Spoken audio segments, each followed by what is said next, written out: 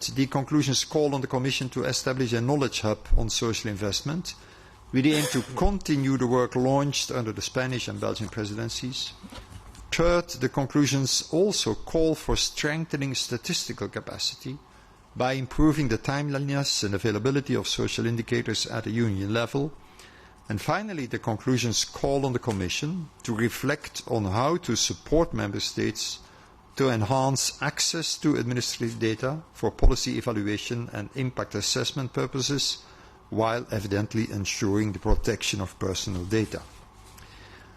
An important deliverable of this EPSCO Council was the adoption of the Council position on amending the existing rules on the European Works Councils. As the last update of these rules dates back to 2009, and as the world of work has changed drastically since then, Member States indicated that this update was very timely. The update provides solutions for problems that European Works Councils experienced. For example, it ensures that the opinion of employees is not only expressed, but actually taken into account when strategic decisions with a transnational impact are taken. This update ultimately wants to lead to a more democratic workplace, as it promotes a more dynamic and inclusive social dialogue, which will enable our companies to respond better to transnational challenges. Allow me next to share a few words on the discussion we had on the recent La Hulp Declaration, the main deliverable of our high-level La Hulp conference, which we organized on the 15th and 16th of April, where we discussed future challenges and priorities in the context of the future social agenda. Today we reconfirmed the importance of the declaration as an essential document for shaping the next EU social agenda. This was supported by a vast majority of Member States, by the Commission, the European Parliament, by the European Economic and Social Committee and the majority of social partners. Finally, allow me to share a few words on the policy debate that we had this afternoon on the social dimension of the internal market. As you probably all have read in the recent report by Enrico Letta on the future of the single market, there are some recommendations that regard strengthening the internal market through the social dimension. Letta highlights the importance of employment and social policies in creating a sustainable, resilient and future-proof single market. As this report underscores, our union's social market economy model is truly unique. It should be not only protected but further developed. And this touches upon something I already mentioned shortly. It confirms the idea that social investments or social policies are essential elements for growth and competitiveness. The Member States welcomed the report of Letta and reconfirmed that the social aspects of the single market should be discussed at EPSCO level. In the light of a new legislative cycle, Member States were invited to share their views on what recommendations of the report should be tackled as a matter of priority. They highlighted the importance of social dialogue, the need for fair labour mobility, the need for effective protection of workers, the link with cohesion policy, amongst other issues. Growth, competitiveness, prosperity go hand in hand with solidarity, with quality jobs, social progress and equal opportunities for all. And even though it obviously should not be limited to that, there is an economic argument to be made for equality. I think this was an interesting debate, and obviously Commissioner Schmidt, whom I'm very, very grateful to, was also active in that debate, so I will now give the floor to the Commissioner. Thank you, Frank. Well, I think you have already given a very comprehensive overview of this EPSCO Council meeting. I think this Council meeting was a very rich one with a lot of topics, and it reflects well what this Belgian presidency has done during the last 6 months. So I just want to recall the very important achievements you were able to get in the social field. And I think this is of high importance because it gives the message that if there is a real political will, you can achieve a lot in the social field. So I just give a few ideas. You have already mentioned also a few meetings and also achievements. Well, I just want to mention the Val d'Uchaise summit you organized, which was an important moment to reboot social dialogue, and now it's up to the next Commission and also the next presidencies, but also up to the social partners to build on the achievement of the Val d'Uchaise summit to reboot social dialogue at EU level. I think precisely at this very moment it's very important to have a strong social dialogue at the European level, but also, by the way, at national or even enterprise level.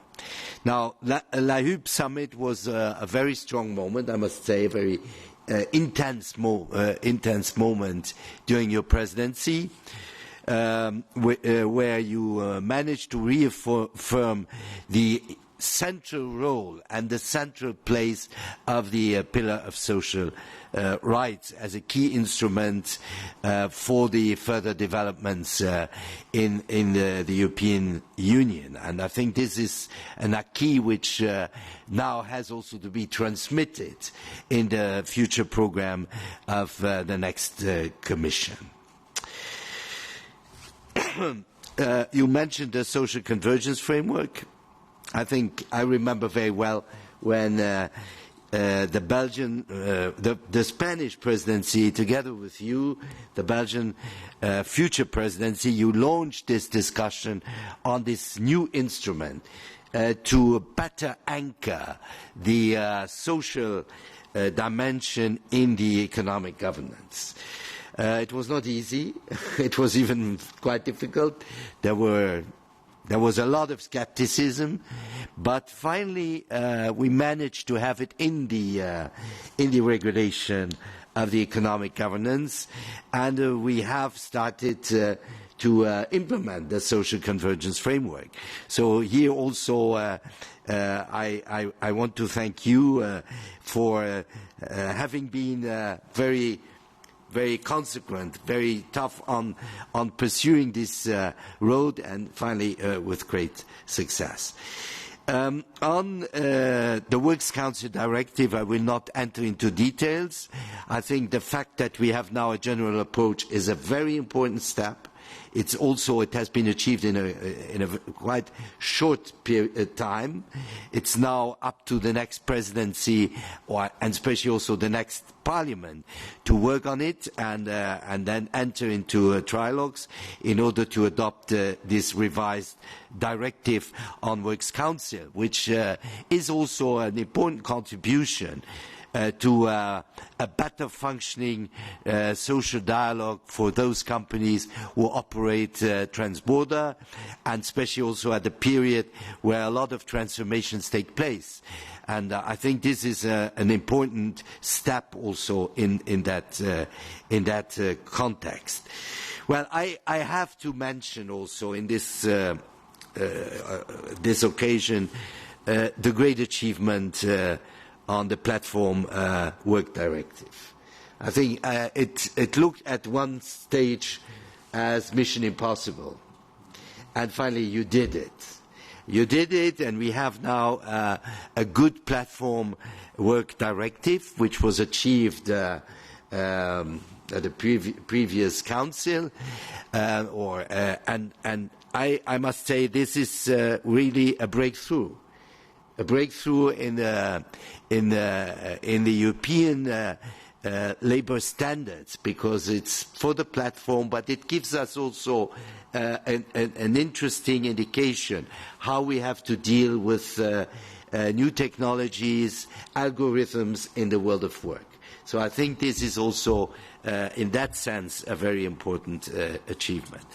Today we adopted also the talent pool, in the context of labour shortage, but also in the context of having legal labor migration.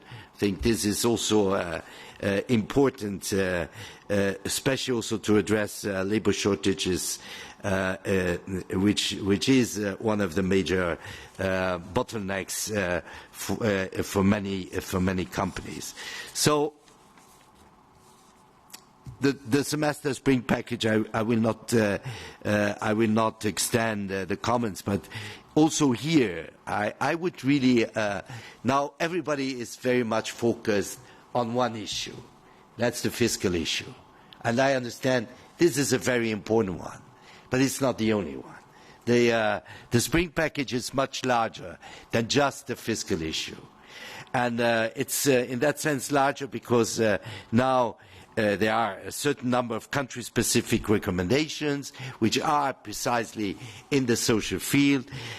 We have highlighted the importance of education, the quality of education, the importance of skills policies, very much related also to the year of skills, where the Belgian presidency has been very active also. So I think that the European semester package, well, it is useful to have a look at what has been done also in the on the social issues and especially also how now the social convergence framework is used in this context of the spring package. Finally, my last 2 points is about traineeships. Yes, you have worked on that. This is a very high and strong demand from young people. Unfortunately, we are not yet there. There are some problems. It's not an easy file for also legal reasons, but at least you could present a progress report, and I think one can build now on this progress report, and hopefully the next presidency will be able to conclude this file, which again is important for young people, but also which is a question of social justice, of fairness for young people, but also for inclusiveness and the reaffirmation of the importance of traineeships for our labour market. The last point I want to mention, it was finally our first point in this part of the Council, is the pension adequacy report. And here also the conclusion which were adopted underline the holistic approach which we need, because it's obviously about sustainability, and our friends from ECOFIN, they always insist on sustainability, which is right, because without sustainability there cannot be adequacy. But adequacy is also an important issue, especially also in relation to fighting and combating old age poverty, which is a reality, unfortunately, in a certain number of member states. So I think this is also an important step we can build on in order to make our pension systems all over Europe more sustainable and also adequate, helping to combat social inequalities. So again, thank you very much for the work done. You have mentioned the social investment. I think this is also something which is there now, thanks also to this Jumbo Council. I hope that it will not be the only one, because it helped nevertheless to make a step forward. So thank you very much for your presidency. Thanks to you personally, to your colleague Dermagne, and to your whole staff, who invested fantastically in this presidency and made this presidency a real great success. Thank you. Thank you.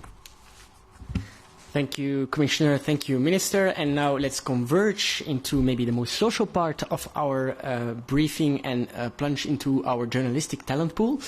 Are there any questions?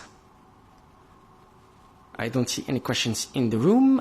And I quickly check online, and that's not the case. So with that, we can wrap up our briefing. Thank you very much, and see you tomorrow.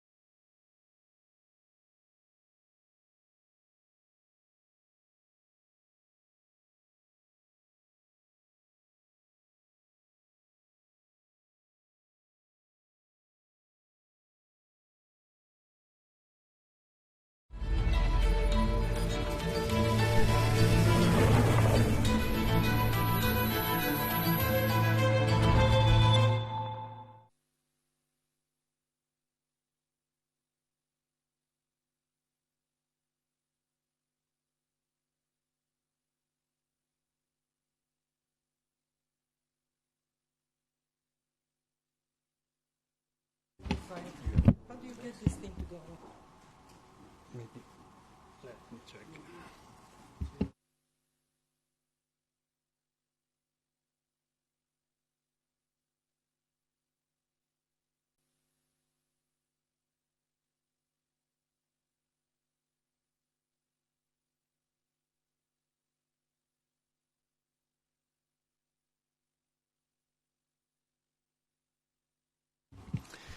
Colleagues, we can start. Good afternoon, everyone. Thank you for being here. Thank you for your patience.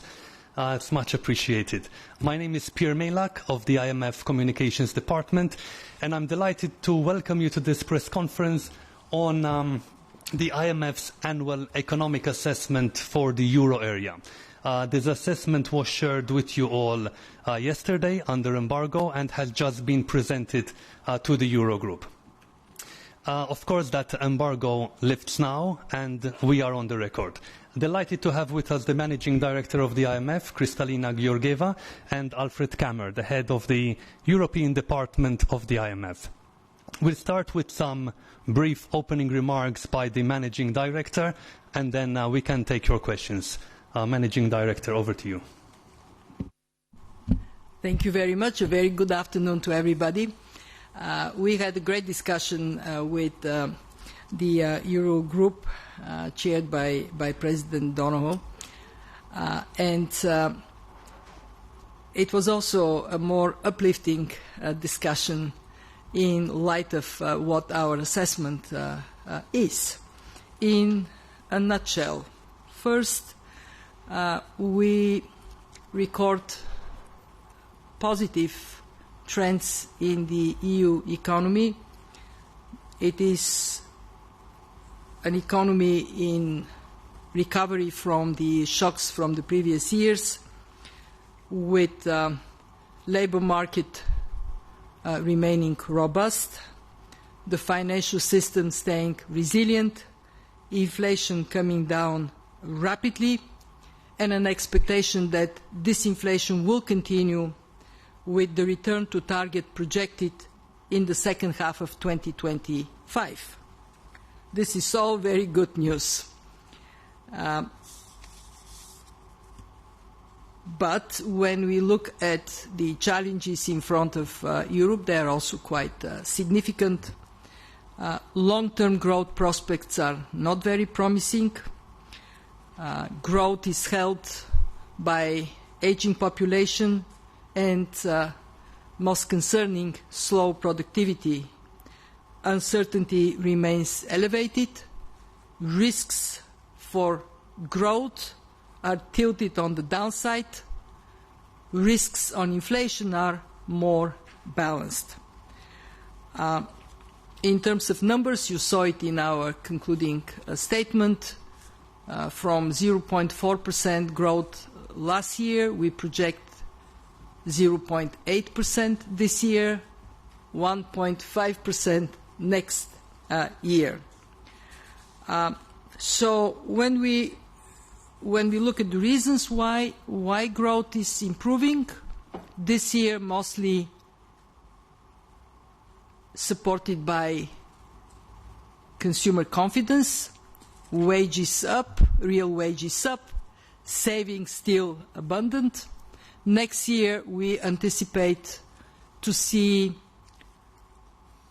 interest rates down, encouraging more investment, and therefore next year's growth would be both investment and consumption driven. In terms of policy priorities, first, with inflation trending so clearly downwards, monetary policy can loosen gradually.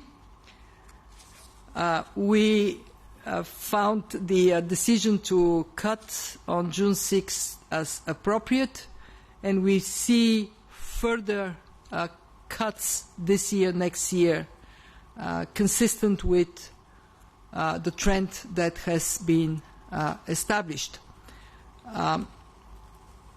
With a terminal policy rate, in our view, around 2.5%, between 2 and 2.5%.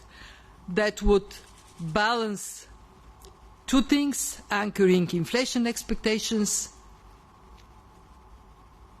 and avoiding an overly restrictive monetary policy stance. Of course, data would determine each step on the way.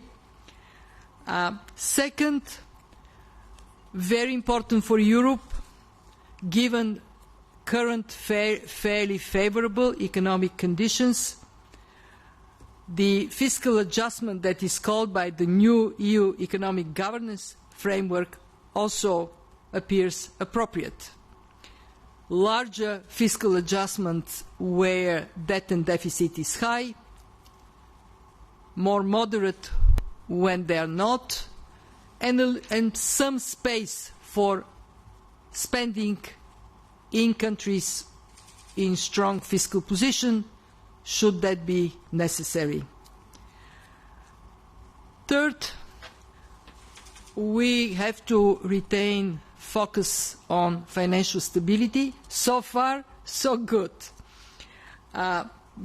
But we are in a more shock-prone world, and in that sense, further attention to where risks are a bit higher, especially the non-banking institutions, broadening the macroprudential toolkit, closing data gaps in key areas such as commercial real estate, making sure that banks that are enjoying healthy profits build stronger counter-cyclical buffers. This would all be healthy for financial stability in Europe. Where we have spent most of our time in the discussion is on the key question for Europe: how to lift up productivity and medium long-term growth prospects. And Europe has to do it while making progress toward climate goals and transforming its economy in line with the developments on the digital front and developments in artificial intelligence. So harmonizing regulations, improving cross-border infrastructure can strengthen the single market and lift productivity. A lot of expectation that finally move towards capital market union would give Europe additional strength to mobilize and allocate savings more efficiently. And finally, we talked about the role of trade. It has served Europe well. A predictable rules-based international system has been good for the European people. But the reality now is we have a more fragmented global economy. Others are moving on national security ground to introduce more measures domestically, and Europe has to be aligned with what is happening around it. Our message is that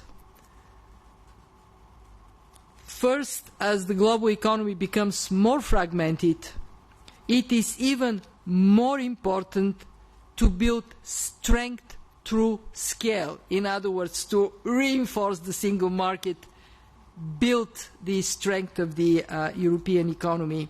And second, that measures to protect the EU's economic resilience and competitiveness in response to fragmentation in international trade and the threat of protectionism should be done carefully to avoid distortions that may hurt Europe's economy and provoke tit-for-tat retaliation by trading partners elsewhere.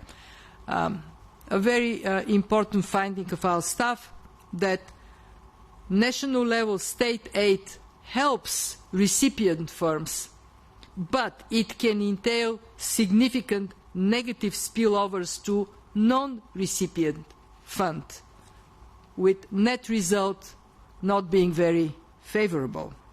So, here is the IMF, the bearer of good news for the Eurozone economy. And with this, I think we can open the floor.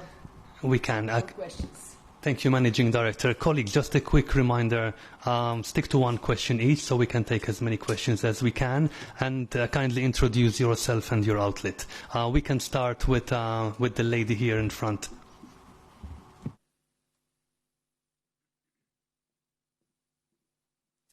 Hello, My name is Sonja Wind from Bloomberg, and my question would be how concerned you are about the current developments in France with the new elections coming up, with the far right and the far left both having huge policy proposals that are very expensive. How concerned are you that they won't stick to Brussels debt procedures and that the fiscal spending will evolve? And connected to that, maybe with the tariffs, another short question, how do you think about the tariffs on China EV? Thank you.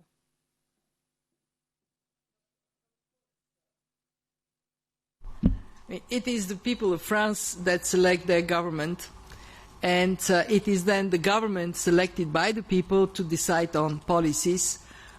What we have is just completed Article 4 consultation with France, in which we have presented what is the economic situation, what is the economic situation, what are the challenges for France, and some recommendations around how to address them.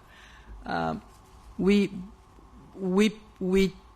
present what the data tells us the story is, and I think once the French people decide on government, we will have a chance to repeat that story, to engage, and I don't think that the story would change between now and then much. So far, markets have reacted as they react always when there are elections, no more, no less. There has been a spike of some concern by markets, and then it calmed down, and in that sense the story is no different from previous election cycles. On the second one, you asked about the EVs. I mean, this is an ongoing discussion, and it is a discussion between trading partners. For us at the IMF, what is important is to always approach issues of that nature, of disagreement between trading partners, with attention to consequences of whatever course of action is taken, and as much effort as possible to find an agreement that is within WTO rules. And I think we will see in the next weeks, months, how that discussion will advance. I should add that we are in a world in which we don't have the luxury of time to advance the green transition. So as decisions are taken around trade, they cannot be separated entirely from the very short time horizon we have to bring emissions down. So work with those two objectives in mind: fair trade and fair future for our children. Let's go to the gentleman in the white polo shirt. Thank you for the question. I'm Daniel Aronson, AFP. If I may, I would like to do a follow-up on the situation in France. I would like to have your assessment of the situation. How concerning is the evolution of public deficit and debt in France? And secondly, is France's commitment to reduce the deficit to 3% by 2027 credible? Thank you very much.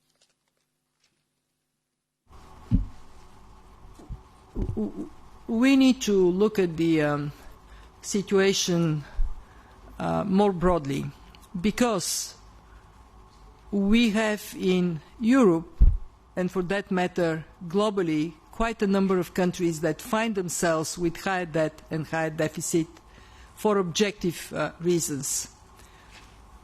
First, we had a long period, decades, of very low interest rates that provided space for borrowing, and that space was used quite amply by many countries, with the assumption that we would have low interest rates for a long, long time. I became managing director in 2019. Very vividly remember the discussion at that time was lower for longer. But then we were hit by multiple shocks. And that situation changed into countries having to borrow to sustain their businesses and households. So that brought more debt on top of the cheap, affordable debt from the past. Not just in France. This is not a French problem. So we have to come out of it. All countries with high debt and high deficit, they cannot march successfully in the future with that burden on their backs. They have to ease it. When you look at the new governance of the EU, it does provide more space to bring debt and deficits down. 7 years. Our view at the fund is that countries that have relatively higher debt and deficit burden, at this time we are now, when the economy is doing better than we anticipated, they should take advantage of it and be more forceful to bring down debt and deficit. But they have the space to do it over the 7 years time frame with consistency of action during this period of time. So, yes, it is possible for France and other countries to achieve more, given what I just presented, that the Eurozone economy is doing better this year and will do even better next year. In the end, it is a decision that countries need to make themselves, of course, in consultation and coordination with the European institutions. We have time for 2 more questions. The gentleman here.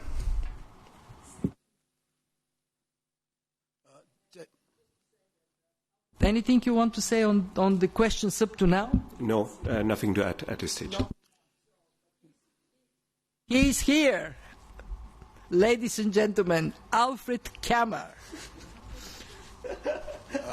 David Thomas from MNI. I just want to say you're quite optimistic on the policy mix, and as you said, you're expecting the ECB to bring rates down to 2.5, even 2% over the next year or so.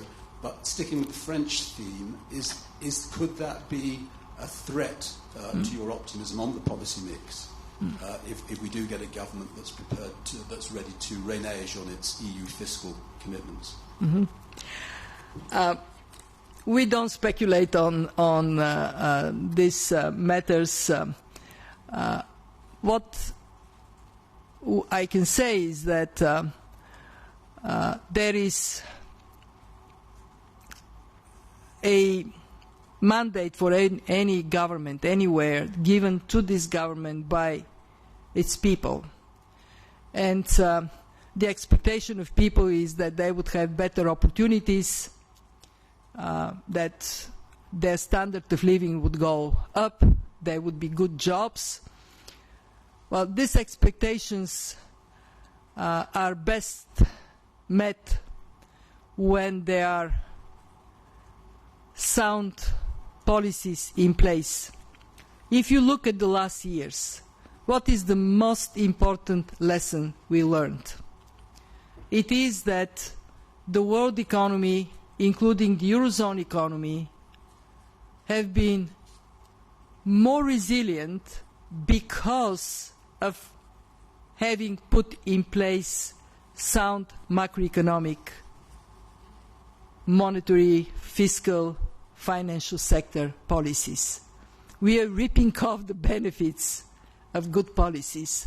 And that is what I think any government in any country aspiring to provide better opportunities need to look at what are the choices to be made and then how to implement these choices. Maybe just one point on the related matter of the economic governance framework of DEC. What is the real innovation and why is that so important? It now relies on medium-term plan, and you can have your adjustment over 4 to 7 years.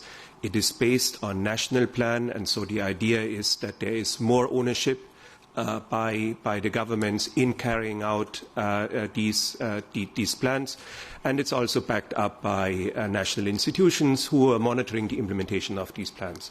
So I think that's a very important point when we are looking at uncertainty in the medium term. That still leaves, of course, political risks. It relies on successive governments to live up to these commitments. Plans may change over time, but it's a strong framework in terms of starting and focusing on the ownership of countries and their national plan. And that should give some confidence, especially when you are hit by many shocks over this period, that these plans have a high probability of being delivered. Colleagues, I'm afraid we ran out of time. We're kicked out of this room now, so we need to wrap it up. A new press conference is being lined up. The transcript will be available on imf.org very shortly. Any questions which unfortunately we did not have time to take, do send them to media@imf.org and we'll get back to you very soon. Once again, thank you for making the time. My clock.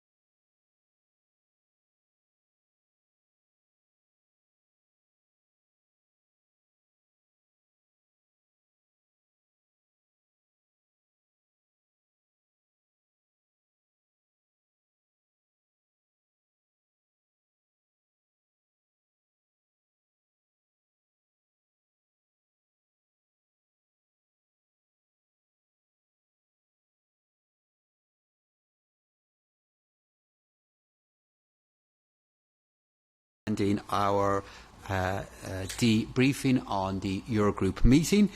We had a very good set of discussions on different topics today in the Eurogroup meeting. We started by taking stock of the macroeconomic and budget developments in the euro area with the Managing Director of the IMF. This discussion was a very timely reminder of the resilience of the euro area, considering the shocks we have faced in the last few years. but we still face a very careful balancing act to foster growth, to bring down borrowing and debt, and to ensure that we have financial stability in place while responding back to common challenges. We'll come back to the budget situation in our July meeting, when we will, in that meeting, issue our regular statement on euro area budgetary policy. We then continued our meeting with a discussion on the euro as an international currency.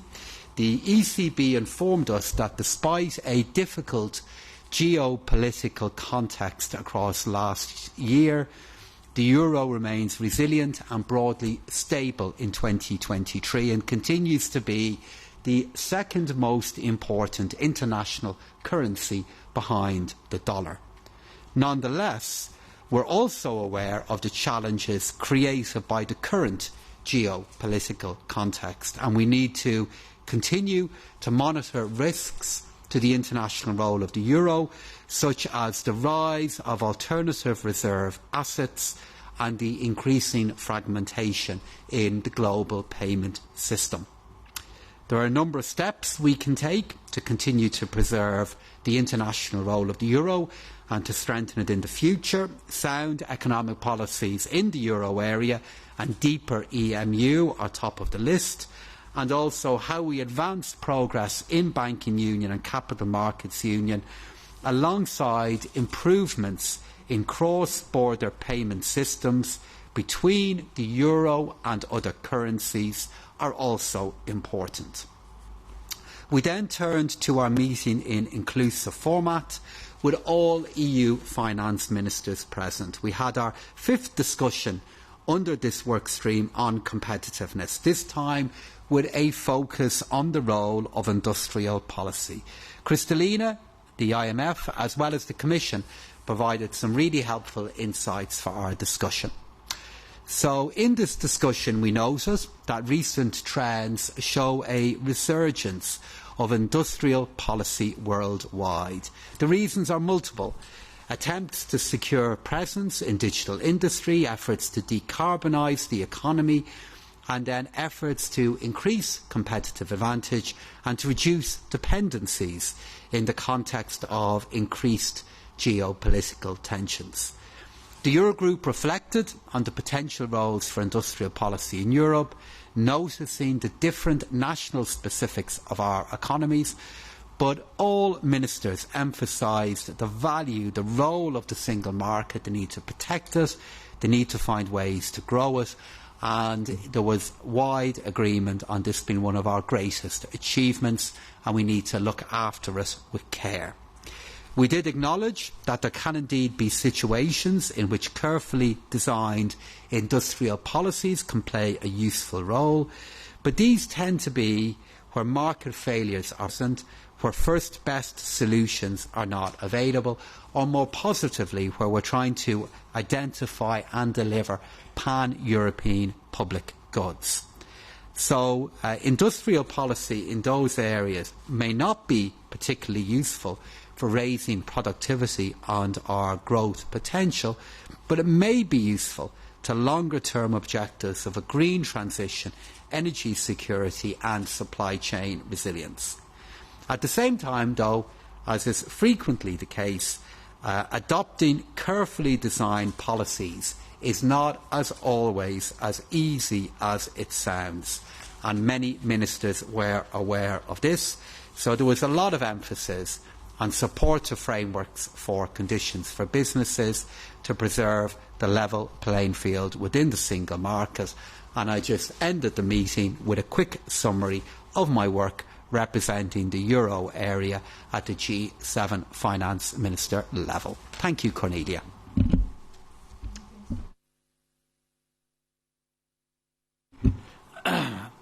Okay, good evening. Let me start thanking Kristalina Georgieva for her contribution. Our assessment of the outlook are broadly aligned. The picture is a picture of gradual economic recovery with cooling inflation, still very strong labour market, So despite the geopolitical uncertainty and tensions, I would say a shared moderate optimism for the euro area, moderate optimism for the euro area economy. We are also very much aligned with the IMF in the analysis of the challenges that need to be tackled. The recommendation that we presented yesterday pinpoint many of these challenges, including on improving the business environment, increasing research and innovation, addressing skills mismatches and labour shortages. And let me also welcome the fund's support for our new economic governance framework that yesterday made its first significant step. As the President of Eurogroup said, we also took stock of the international role of the euro. The euro accounted for 20% of foreign exchange reserves at the end of 23, which is in line with the medium-term trend, and it strengthened somewhat its position as a funding currency international debt financing last year. At the same time, there are also some warning signs we should not ignore. Other currencies are gaining in prominence at the expense of both the dollar and the euro, increasing risks of potential fragmentation of global payment systems. Of course, the support to international role of the euro need first and foremost a strong euro area at home. And with China issuing the E-yuan and several other countries considering issuing central bank digital currencies, we must also continue to advance work on the digital euro. As you know, we tabled our proposal 1 year ago, so it is now up to co-legislators to take it forward. Finally, we addressed one of the chapters of competitiveness challenge, and I want to thank Pascal because we had several discussions on this issue. It was today industrial policy. There is a growing recognition that with many of the world's largest economies taking a more activist approach to industrial policy, Europe cannot afford to be a bystander. In the current geopolitical landscape, there are limits to what we can achieve by continuing to conduct industrial policy only at the national level. We know that designing industrial policy is fraught with challenges, but we also have European success stories. So, while we must continue to preserve basic framework conditions like the single market, the state aid rules, we must also strengthen the European dimension of our industrial competitiveness with appropriate competencies and funding for industrial policy at EU level. This should be part of the broader reflection on what happens after the expiry of Next Generation EU and the RRF in 2026. And this is a discussion that will need to be had sooner rather than later. Thank you. Many thanks. Managing Director Gromenia, the floor is yours. Thank you. Good evening, everyone. I will be brief today on my report on the Eurogroup, just alluding to it very quickly at the end of my presentation, which will focus on the annual meeting of the Board of Governors of the European Stability Mechanism. This meeting took place this morning, and we had two major items on the agenda. The first one was the annual report of the ESM, which also contains the financial statements of our institution. All this is available on our website, and you will be able to find the details in it. I hope you find it interesting. Let me focus on the key figures of the year 2023. In the year 2023, the ESM registered a net profit of 320.5 million euro, which is an excellent result, which is due to higher interest rates and also to a sound investment policy that we have of our paid-in capital. Let me also underline that we are the international financial institution with the highest paid-in capital of 81 billion euro. Another aspect I would like to underline is that we remain committed to be an active investor in ESG bonds. In the year 2023, we have invested 5.2 billion in such bonds, which is an increase from the number we had in 2022, which was 4.5 billion euro. We will also issue a special ESG summary report that will be available next week and which you will also then find on our website. The second part of our meeting was dedicated to a document that has been asked by the Board of Governors 2 years ago, and the task was to review the toolkit available for the ESM, as well as also giving an opinion on the lending volume and the capital adequacy of the ESM. This exercise is a very common one in all international financial institutions, and by the way, the IMF has recently done it also.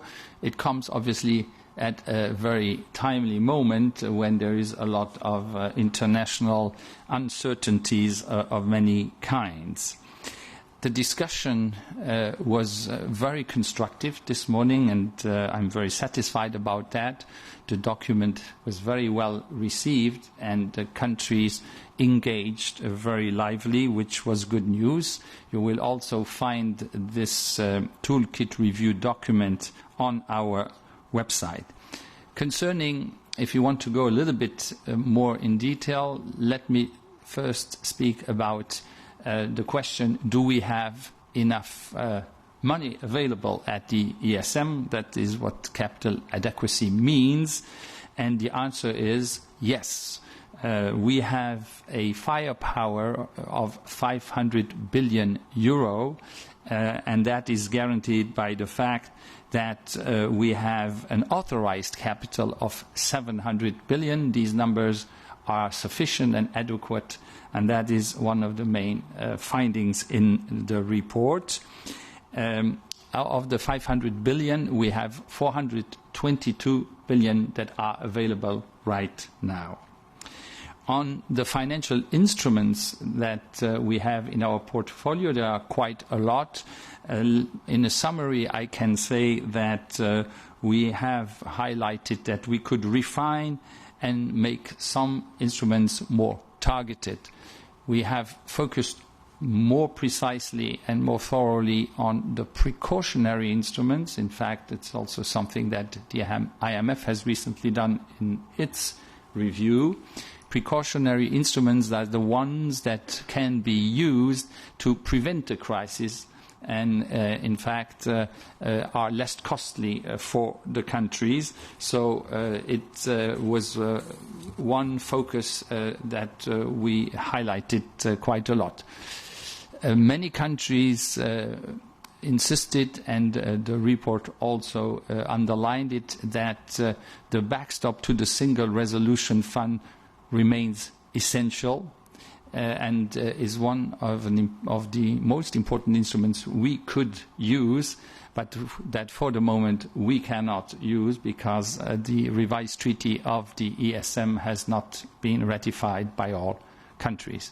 So all in all, we had a very positive feedback from the countries, and we've been encouraged to continue our work and to deepen the analysis of our instruments to make them fit for purpose in these uncertain times. The ESM will publish in the coming days also a blog that summarizes the main findings of this report. At the end, I would like to say that we participated to the discussion of Article 4 of the IMF, and that we broadly concur with the analysis and conclusions of the IMF.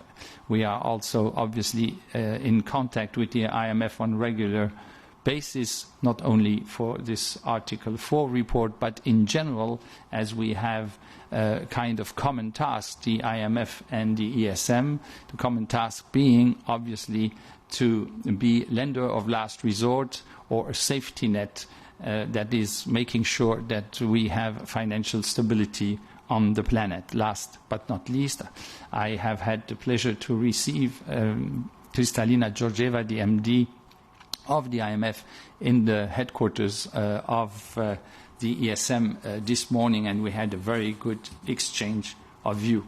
And it was also the first time that she visited us. Thank you. Many thanks. We open the floor for questions.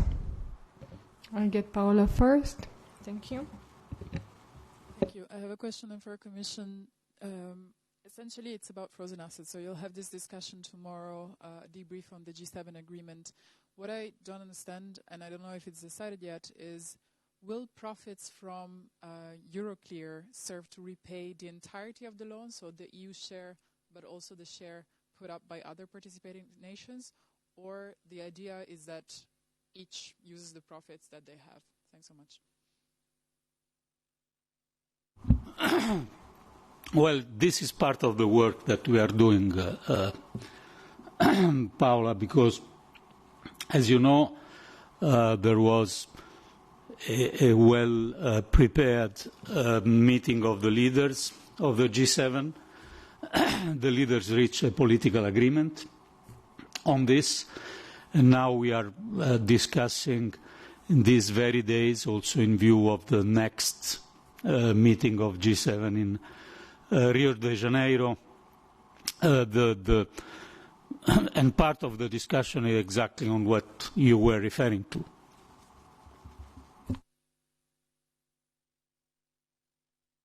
Thank you. Any further questions over there? I think the gentleman. Okay, and Sabina, go first. Ladies first. So my question is for Mr. Garmendia, please. To which extension this report on the possible review of the ESM has to do with defense expenditure? Would it be possible? What are the requests by finance minister? And then a question on Italy.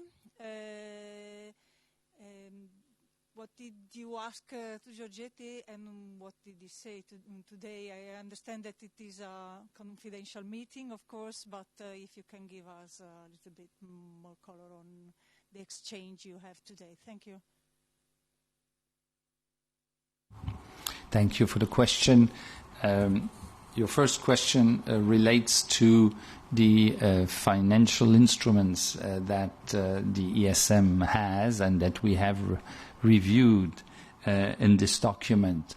I need to add here to a precision, which is the following. We have analyzed the different instruments available in the context of the existing treaty and also in the framework of the revised treaty, the one where we're still waiting for the ratification of Italy. And this is the baseline scenario that we have. So we are here analyzing the financial instruments in the context of the existing treaty.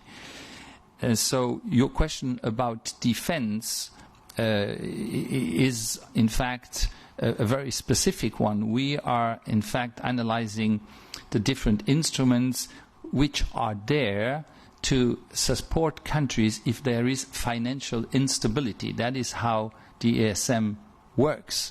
And so, for the time being, there has not been a request for any country because of defense issues that would trigger financial instability that has been put on the table. Your second question is about what the different ministers have said, and as you rightly say, I will not quote one minister or another, but I think it is fair to say that all ministers, including the Italian minister, found that the document that we have drafted and that was up for discussion was a very useful document in order to double-check two things. Double-check if the instruments available are fit for purpose, and the discussion was around that theme, but this was only an initial discussion, and so this is true for all ministers. And the second point was obviously that we need to continue to work on this document and on the different instruments, because times are changing and uncertainties, political ones, geopolitical ones and economical ones, are the ones we know, and obviously the ESM is there to support the member countries. So this meeting for me was a very positive feedback on what is on the table, and the work needs to be pursued in cooperation with the Eurogroup and the President of the Eurogroup. Thank you. Please. Consul News Italy. I would like to ask a confirmation about the fact that the Italian minister, during the sorry, I normally have a strong voice. I would like to ask if you can confirm that during the discussion in the ESM board, there has been a strong protest by the Italian minister about the fact that the Italian government was sidelined or even excluded during the discussion about the top jobs in the EU. I mean, the fact that Italy is not considered as it should be according to its weight, its importance, and the fact that this is not something that the minister can accept, the Italian minister, and this was in the context of the discussion about ratification of the ESM. Thank you.